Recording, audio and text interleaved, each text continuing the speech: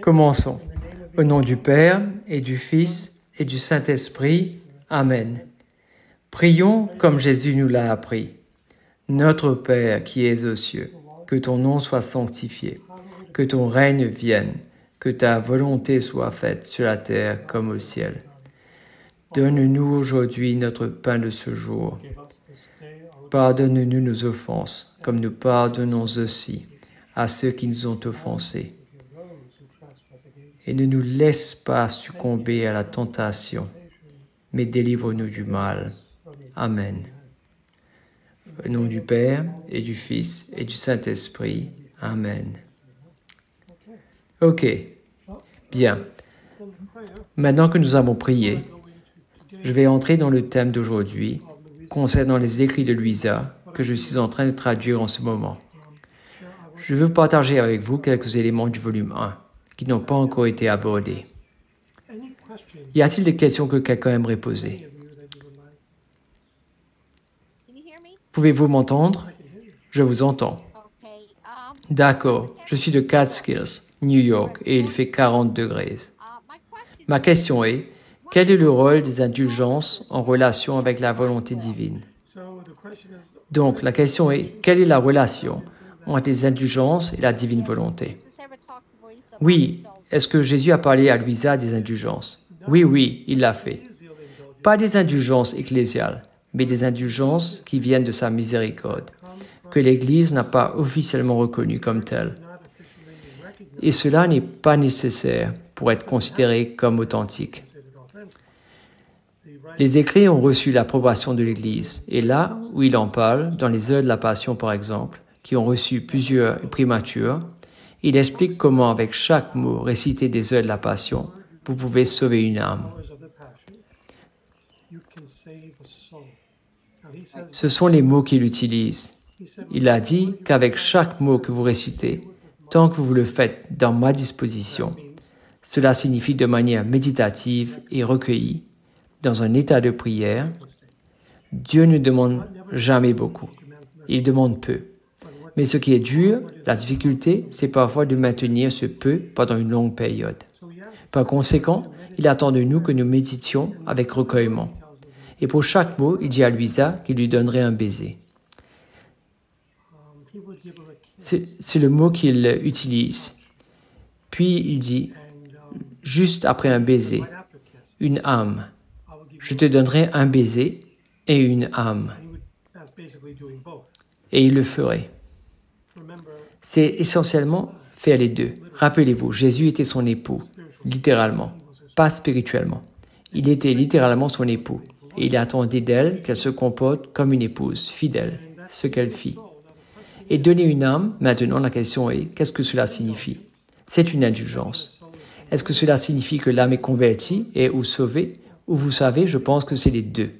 Je pense que c'est les deux. Et ce n'est qu'un exemple où il en parle.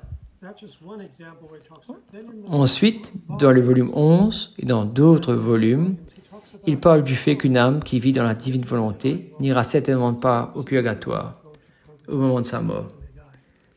C'est une indulgence et tous vos péchés sont ainsi remis. Vous allez directement au ciel. Mais vous devez vivre de manière constante et solide dans la divine volonté pour obtenir cette prérogative. Parce que Jésus parle à Louisa de trois façons principales d'y vivre. Il parle de trois modes, trois manières ou de degrés interminables. J'ai donc élaboré un tableau avec toutes ces manières, les modes, les degrés et les étapes qui se trouvent dans l'ensemble des volumes. Et il lui dit que le premier est un mode ou une manière imparfaite de vivre dans la divine volonté. La manière imparfaite. Et ici, l'âme va quand même au purgatoire. Ensuite, il y a la voie parfaite. Et l'âme, si elle est ancrée dans les vertus là, n'ira pas au purgatoire. Ensuite, c'est la voie complète. Et l'âme n'ira pas non plus au purgatoire. Et Louisa est passée par ces trois étapes que j'ai répertoriées dans ma thèse avec des dates. Quand elle est entrée dans ce que nous pourrions appeler la voie purgative ou imparfaite, quand elle a quitté la voie purgative ou imparfaite et est entrée dans la voie divine ou parfaite. Quand elle a quitté la voie parfaite ou divine et qu'elle est entrée dans la voie complète. Elle y est restée toute sa vie. Elle n'est donc pas entrée dans la voie complètement divine avant d'avoir 35 ans, le 16 novembre 1900. Mais ce sont des indulgences dont parle le Seigneur à Louisa. Il lui dit quelque chose à ce sujet. Je pense que tous ceux qui ont lu ces écrits sont passés, car en 30 ans, je n'ai jamais entendu quiconque mentionner cela. Ce que Jésus lui a enseigné, et ceci est une indulgence, il dit à Louisa de ne jamais négliger, jamais. Je ne me souviens pas des mots exacts en italien.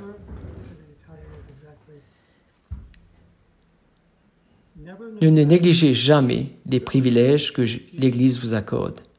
Ne laissez pas passer un seul jour sans profiter des privilèges accordés par l'Église. Quels sont ces privilèges? Les indulgences. Il s'agit des indulgences ecclésiales que vous pouvez appliquer en vertu de l'Église. Une indulgence par jour pour une personne décédée. Et combien de personnes le font quand elles peuvent offrir chaque jour une indulgence à une âme au purgatoire? Non, personne ne le fait réellement. C'est pourquoi je l'ai placé au-dessus de mon autel. Ainsi, si je n'ai pas l'intention de mèche, je l'offrirai de cette manière. Et Louisa le faisait. Alors chaque jour, lorsqu'elle recevait la communion, elle l'offrait avec une indulgence pour une âme particulière. Voilà. Merci. De rien. Mike, qui est le suivant? C'est Diane. Allez-y, Diane. Alors, ma question est liée à ce que vous venez de mentionner plus tôt à propos des 3 étapes de la vie spirituelle. La voie purgative, l'illuminative et la voie unitive, puis la 4e serait la divinisation. Mais j'ai essayé de l'expliquer à mon directeur spirituel. Et je me souviens également d'avoir mentionné l'un de vos podcasts où vous parlez de cela. Mais je ne le retrouve plus.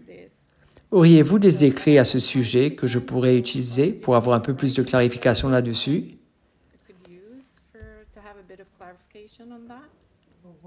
Quel en est le thème? Bien, vous savez, les 3 étapes de vous savez, ce dont je viens de parler. Oui, les voies purgatives, illuminatives. Oui, bien sûr. Il y a plusieurs endroits. L'un d'eux est la thèse, le mémoire. Ah, d'accord. Et si vous voulez savoir exactement où je peux le retrouver pour vous, nous avons découvert que j'aborde 4 noces différentes.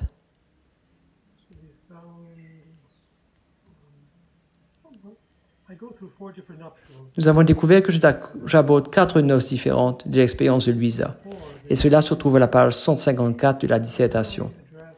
Ensuite, j'aborde les différentes étapes à la page 359 de la thèse sur la voie purgative, illuminative et l'unitive. Ensuite, il y a une autre page où j'en parle également, et c'est la page 359 que j'ai citée, et aussi à la page 75. La page 75, elle commence sur les modèles de prière et d'action à la page 74 de la dissertation.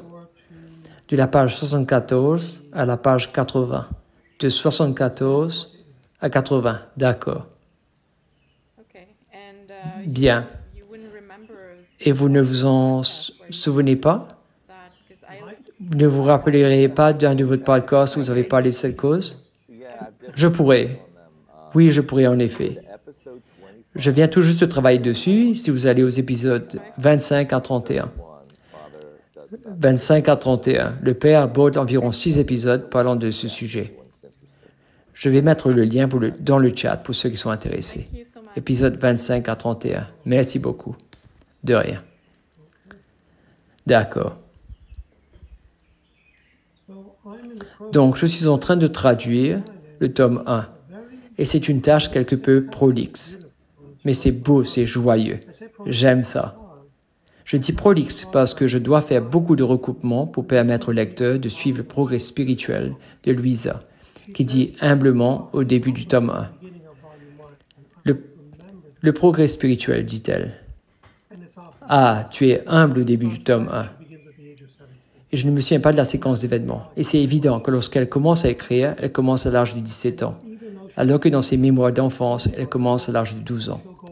Et même si elle commence à l'âge de 17 ans, dans le tome 1, elle reculera de 7 ans, sans perdre une once de souffle, puis reviendra aussitôt au présent, puis repartira en arrière de 3 ans, et restera là peut-être pendant 7 pages. Ils repartent même plus loin en arrière avant de reprendre leur progression. Comme elle passe constamment d'avant en arrière dans le tome 1, il est difficile de suivre sa progression spirituelle, car elle ne se souvenait pas de l'ordre des événements et donc du fil conducteur du progrès que le Seigneur a voulu pour elle. Par conséquent, ce que je dois faire, ce que je suis en train de faire et ce que j'aime faire, c'est de constamment avancer et reculer, afin de reconstruire la progression de tout ce qu'elle a traversé, depuis ses mémoires d'enfance jusqu'au tome 1, incluant le tome 2. Et c'est pratiquement terminé. Cette partie-là est pratiquement terminée. J'ai donc commencé à traduire le 3e tome. Les 30 premières pages sont faites. Mais ensuite, j'ai commencé à réaliser qu'elle mélange tous ces événements et c'est évident. Je vais vous donner un exemple. Elle dit, et je donne aussi des sous-titres aux différents événements. Pourquoi? Parce qu'à chaque fois que vous effectuez une recherche, vous devez retourner consulter un article spécifique ou une certaine page. Et si vous ne les avez pas, vous augmentez la charge de recherche du lecteur. Si vous dites « Allez au tome 1 et trouvez ceci », le tome 1 n'a ni titre ni date. Donc, comment trouver cela dans un tome 1, qui compte plus d'une centaine de pages? C'est pourquoi si je subdivise les titres et que je fais environ 2 sous-titres par page, dans les manuscrits originaux, écrits à la main par Louisa, il y avait des sous-titres qui n'étaient pas les siens. Ils étaient écrits dans une calligraphie rouge avec une encre sombre, comme une encre mystérieuse et sombre. Elle écrivait en encre noire.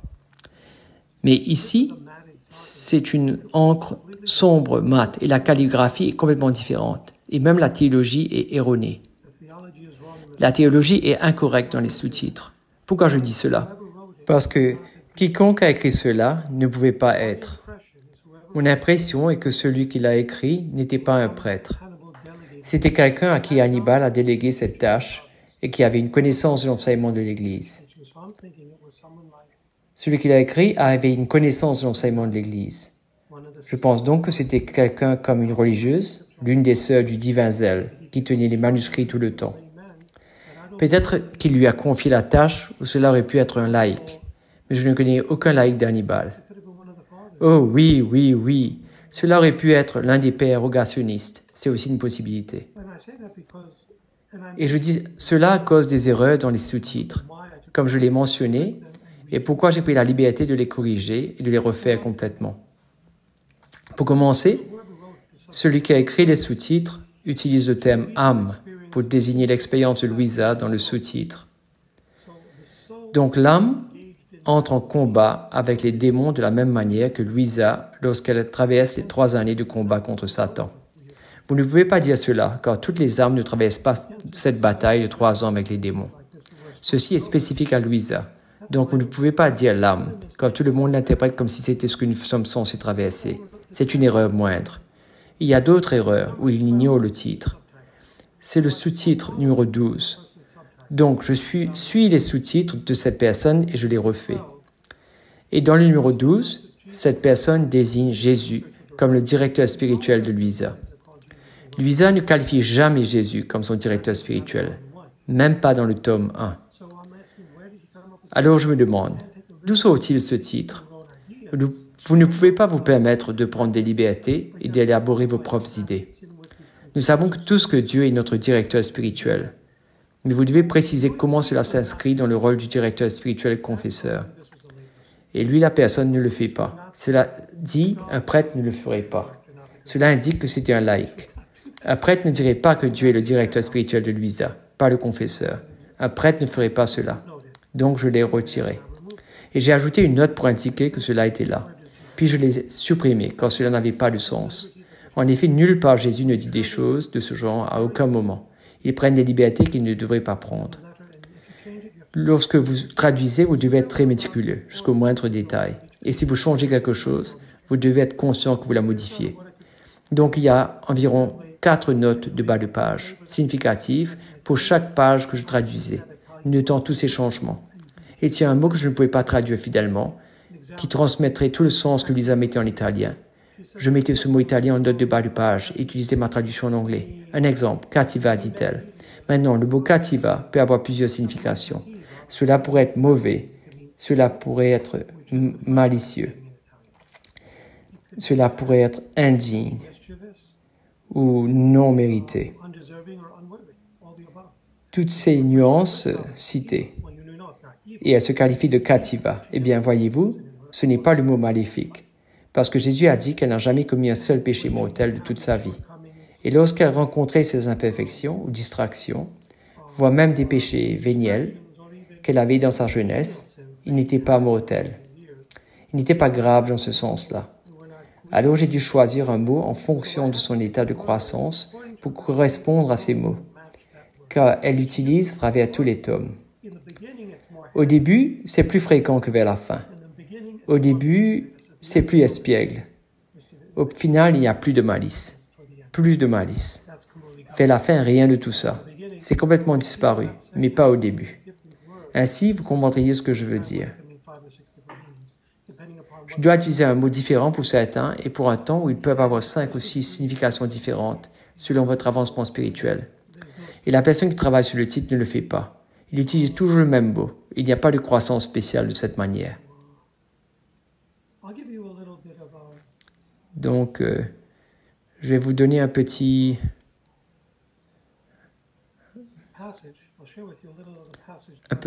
extrait. Je vais vous partager l'extrait que j'ai traduit.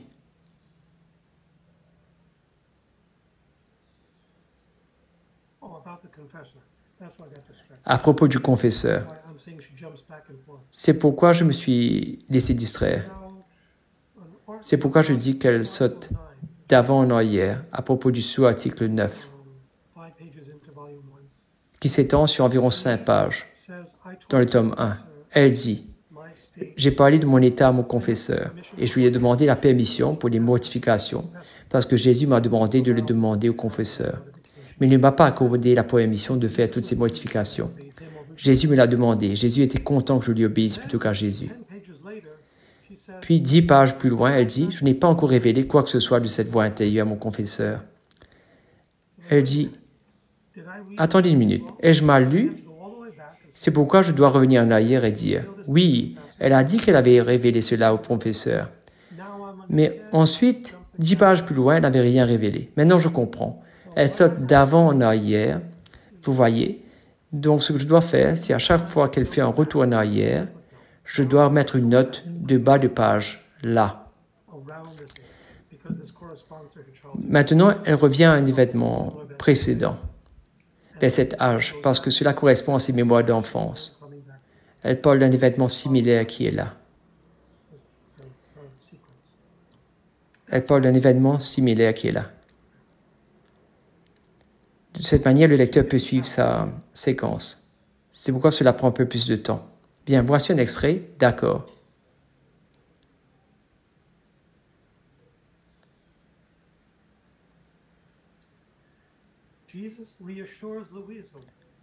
Jésus rassure Louisa. C'est le titre que j'ai constitué. Jésus réassure Louisa. À partir de l'instant où l'âme s'est repentie et a confessé ses péchés, elle ne devrait plus s'attarder sur eux. Et quand Dieu pardonne, il oublie. C'est le sous-titre. Et c'est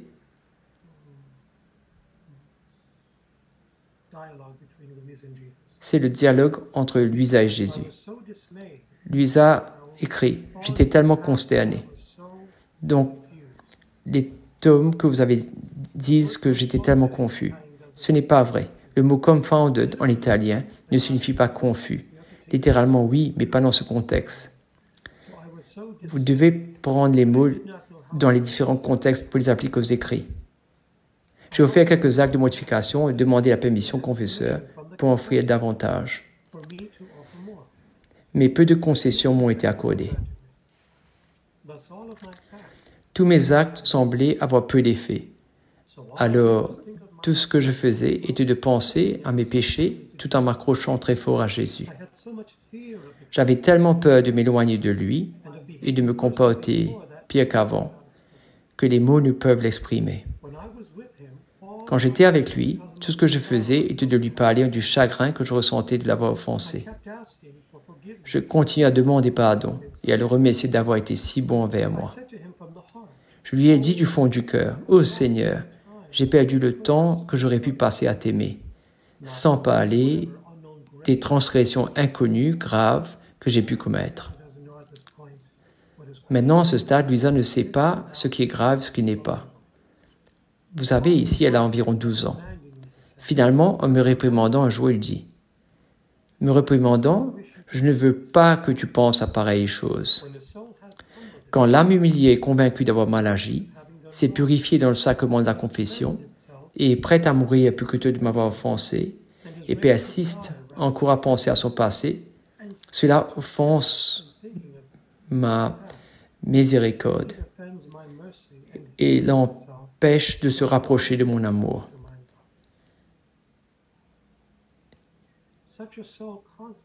Une telle âme enfouit constamment son esprit dans la boue du passé, l'empêchant ainsi de prendre son envol vers le ciel, parce que cette âme est toujours absorbée par elle-même. Ses pensées reviennent à son passé. Et pourtant, je ne me souviens plus de ces pensées passées, car je les ai complètement oubliées. Et le mot que j'ai vérifié en italien, afin de m'en assurer, est oublié. Dimenticato.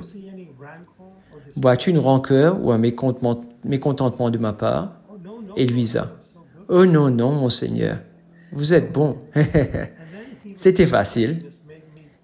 Et ensuite, avec une telle tendresse, il m'a fait sentir mon cœur fondre complètement. Et Jésus. Maintenant, préfères-tu poursuivre ces choses du passé? Et moi, non, non, je ne veux pas. Et Jésus, pensons alors à nous aimer les uns les autres et à nous rendre heureux.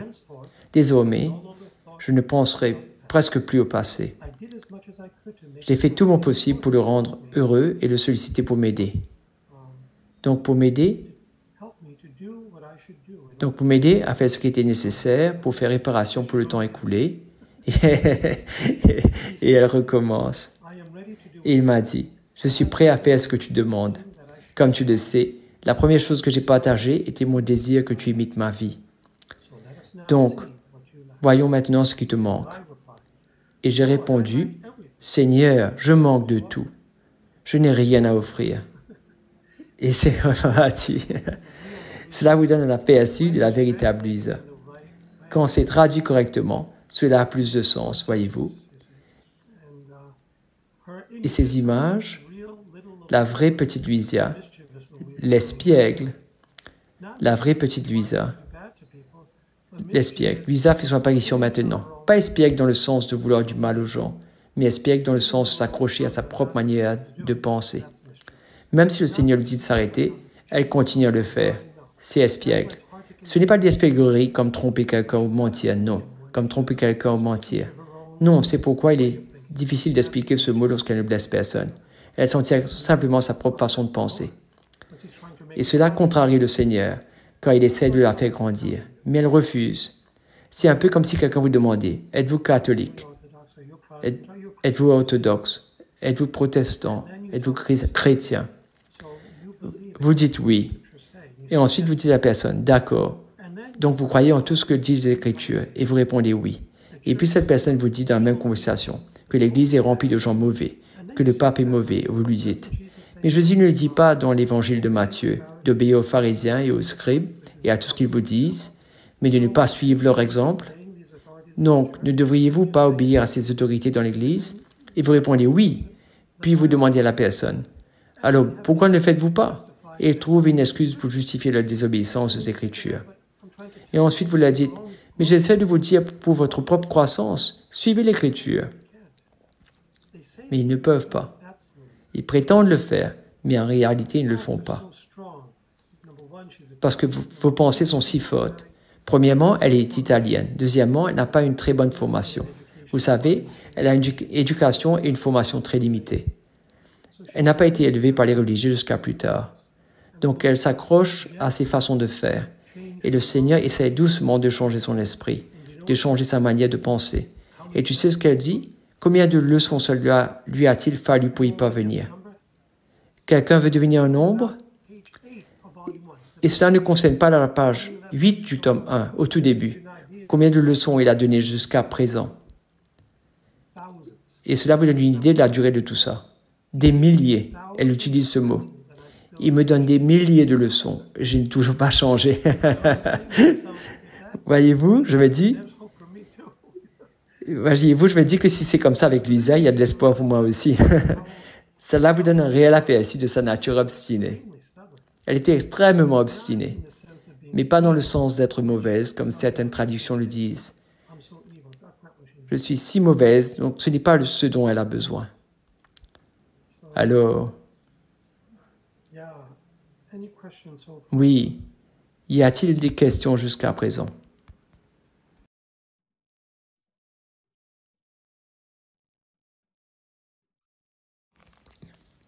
Nous avons une question de la part de Anne. Certainement. Allez-y, Anne. Mon père, juste une question rapide concernant le fait que vous avez dit plus tôt que l'âme est féminine. Est-ce seulement dans les écrits de Luisa? Non, c'est dans toutes les langues européennes. D'accord, quand j'ai posé la question à mon confesseur à ce sujet, parce que je lis également Mémoires d'un ange gardien. Et là-dedans, l'ange gardien se réfère à l'âme comme féminine, comme elle. Non, il a dit une âme peut être masculine ou féminine. Et je suis vraiment confuse maintenant. Bien, il n'y a pas de genre. L'âme n'a pas de genre. Mais le genre, c'est-à-dire masculin-féminin, mais le genre grammatical est toujours féminin. En latin, en hébreu, en français, en allemand, en italien. C'est toujours au féminin, dans une forme littérale, dans la forme écrite. Alors, prenez par exemple, mais ce n'est pas un être vivant avec un genre. C'est ce que nous créons. Je suppose que votre directeur spirituel dit que l'écriture n'a pas de genre physique comme nous. Les écrits n'ont pas de genre. L'âme n'a pas de genre physique. C'est une entité spirituelle. Les anges n'ont pas de genre. Dieu n'a pas de genre. Il est un esprit. Même si nous nous référons à lui comme il, nous le faisons toujours parce que les Écritures le font. Nous devons donc rester obéissants aux Écritures, au genre, à la forme littéraire. Même si Dieu n'a pas physiquement de genre comme nous devons nous référer à lui avec ce prénom masculin, parce qu'il représente des caractéristiques semblables à la masculinité d'un homme, comme le courage, la robustesse, intrépide, un amour matérialiste intransigeant, le leadership. Mais Dieu a aussi des aspects féminins, comme « Je te tiendrai et te protégerai sous mon aile, comme une poule le fait avec ses poussins. Je te nourrirai à mon sein et t'élèverai. » Mais nous devons nous en tenir à la langue biblique originale, qui est l'hébreu, le grec et le latin. C'est toujours au féminin. En matière de théologie, sinon la théologie change. Jésus respectait cela. Quand il parlait le koiné, il l'utilisait aussi. Il parlait araméen. C'était écrit en koiné. Dans l'Ancien Testament, Dieu le Père a dit « Je suis Yahvé, ton époux », à Osée.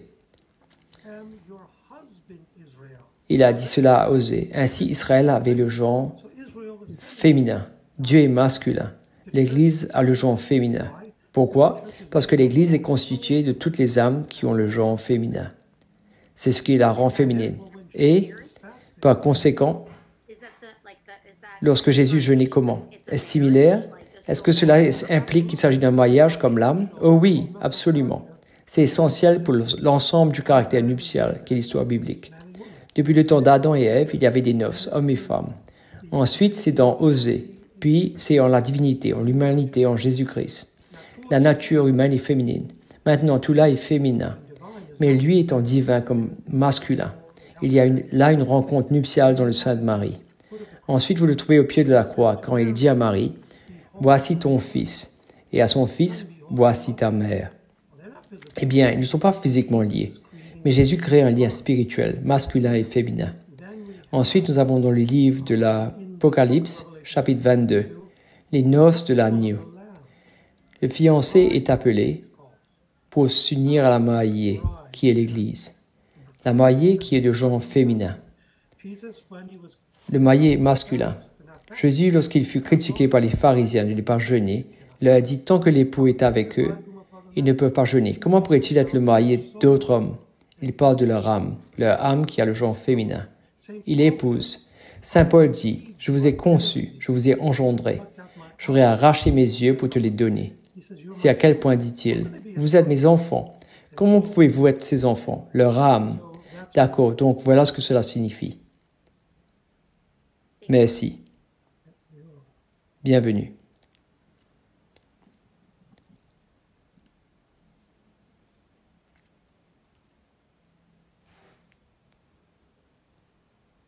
D'accord. Très bien. Je vais vous lire un autre passage qui continue là où nous nous sommes arrêtés. Ceci est sous-titré « Jésus instruit Louisa sur la manière d'éviter les défauts et de trouver une paix parfaite en fixant son regard sur lui, tout en s'occupant de ses tâches quotidiennes et en cherchant Dieu en son prochain. »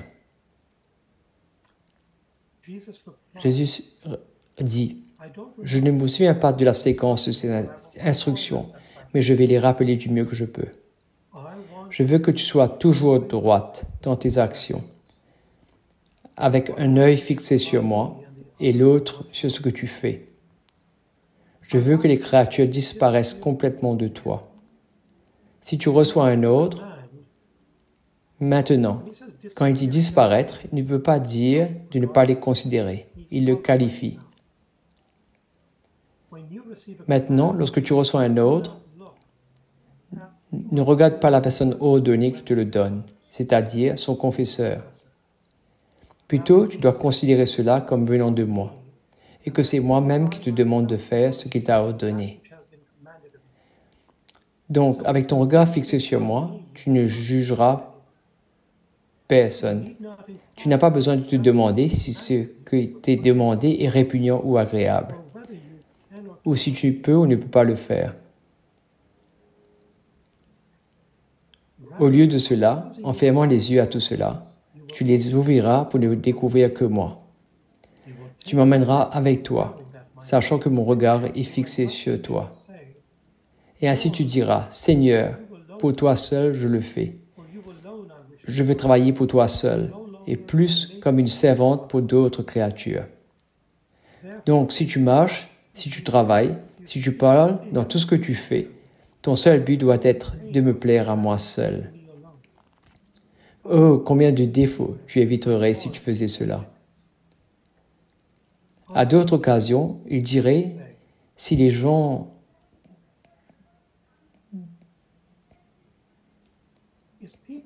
devaient t'humilier, t'insulter ou te contredire, je désire que tu gardes ton regard fixé sur moi, considérant que de sa bouche il dit, « Ma fille, c'est moi-même qui souhaite que tu subisses cela, et non d'autres. »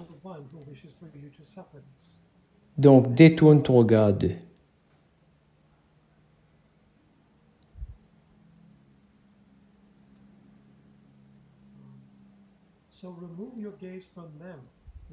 Que ce soit seulement toi et moi toujours. À tout le reste, n'y prête pas attention. Quand tu vois, à travers ces souffrances, je souhaite t'embellir. Je souhaite t'enrichir de mérite, façonner ton âme et te rendre semblable à moi, afin que tu puisses ensuite me l'offrir en cadeau. Rends-moi grâce affectueusement et sois reconnaissante envers ceux qui te donnent l'occasion de souffrir, en les récompensant avec quelques bienfaits. Qu'est-ce que Jésus dit? Tends l'autre joue, bénis tes persécuteurs. En agissant ainsi, tu marcheras droit devant moi.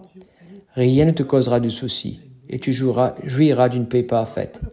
Alors j'ai mis une note en bas de la page à cela, bien sûr, car Jésus lui enseigne par petites étapes progressives. Tout n'est pas qualifié, ce qui sera le cas plus tard. Ainsi, dans la note en bas de la page, je qualifie. Cela signifie que ce ne doit pas être compris comme une hérésie du quiétisme. Le quiétisme signifie que tu cesses d'engager ton intellect et ta raison et deviens passivement juste un punching bag pour tout le monde. Jésus n'a pas exemplifié cela sur le marché, n'est-ce pas? Il a réagi avec force en renversant les tables, en chassant les bœufs avec une corde, en libérant l'oiseau et en frappant droit entre les yeux les pharisiens assimilés à 7 loups, les appelant des tombeaux blanchis. des tombes remplies d'os de mort. Hypocrite, repère de vipères. Ainsi, ne dis pas à Louisa, sois simplement un punching bag et ne dis rien. Non, l'Église nous encourage, lorsque nous le pouvons, au bon moment, à exercer ce qui est appelé la correction fraternelle.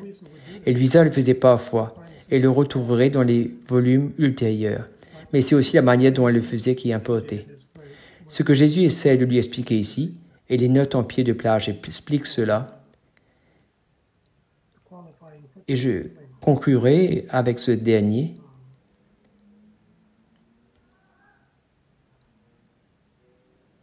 Je conclurai avec ce dernier, le 10e sous-titre. Jésus instruit Louisa sur la charité, qui donne vie à toutes les autres vertus, et sur l'esprit de sacrifice.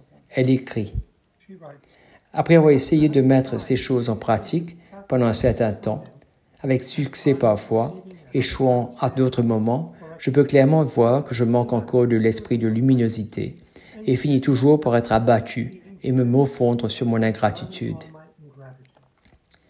Me parla de la nécessité de l'esprit de mortification.